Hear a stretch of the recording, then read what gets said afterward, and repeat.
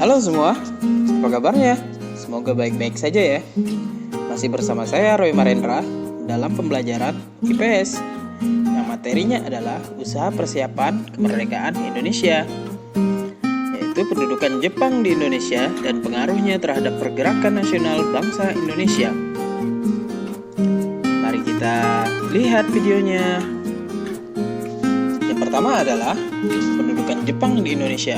Latar belakangnya, masa pendudukan Jepang adalah masa yang penting dalam sejarah Indonesia. Pendudukan Jepang di Indonesia bertujuan untuk mewujudkan persemakmuran bersama Asia Timur Raya. Awal perjalanan Jepang di Indonesia dimulai Desember 1941. Jepang menyerbu pangkalan laut AS di Hawaii. Kemudian Januari-Februari 1942 Jepang menduduki Filipina, Tarakan, Balikpapan, Pontianak, dan Samarinda.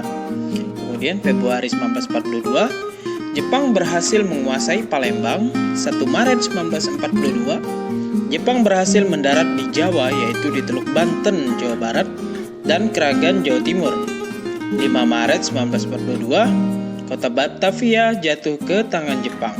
Dan 8 Maret 1942 Belanda secara resmi menyerah pada Jepang, dan saat itu pula Indonesia mulai dijajah Jepang. Upacara penyerahan dilakukan di Kalijati, Subang, Jawa Barat 8 Maret 1942.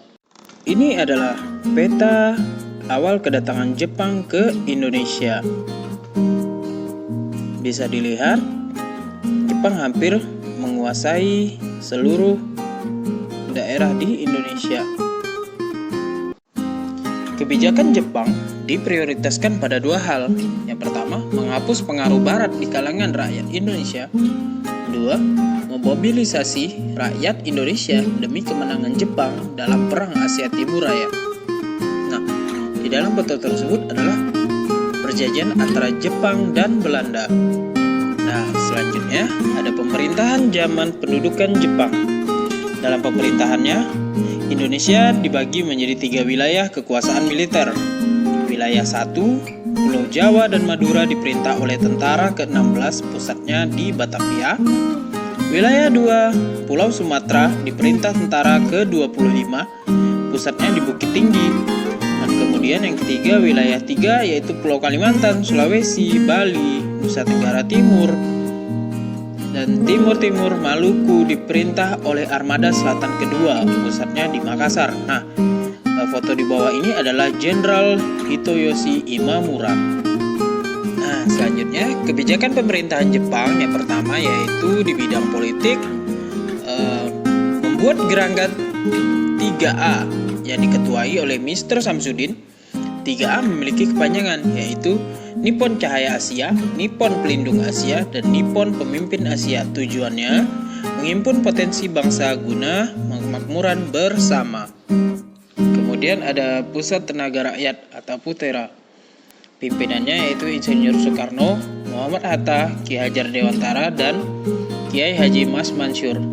Tujuannya bagi Indonesia untuk membangun dan menghidupkan segala apa yang dirobohkan oleh imperialis Belanda. Tujuan bagi Jepang bertujuan untuk memusatkan seluruh segala potensi masyarakat Indonesia dalam rangka membantu usaha perangnya. Kemudian ada Jawa Hokokai atau Himpunan Kebaktian Jawa. Pemimpinnya Gun Seikan, yaitu 3 dasar mengorbankan diri, mempertebal persaudaraan, dan melaksanakan sesuatu dengan bukti. Kemudian tugasnya mengerahkan rakyat untuk mengumpulkan padi, besi tua, pajak, dan menanam jarak sebagai bahan baku pelumas untuk Jepang. Kemudian, yang kedua ada bidang ekonomi.